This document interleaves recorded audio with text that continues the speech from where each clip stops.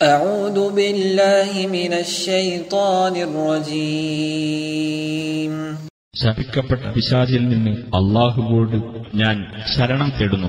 وما أرسلنا من رسول إلا بلسان قومه ليبين لهم فيضل الله من يشاء ويهدي من يشاء وهو العزيز الحكيم.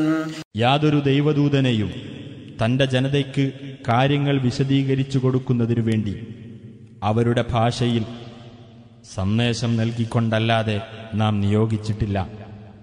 അങ്ങനെ താൻ ഉദ്ദേശിക്കുന്നവരെ അല്ലാഹു ദുർമാർഗത്തിലാക്കുകയും താൻ ഉദ്ദേശിക്കുന്നവരെ നേർവഴിയിലാക്കുകയും ചെയ്യുന്നു. അവനത്രേ പ്രതാപിയും യുക്തിമാനുമായിട്ടുള്ളവൻ.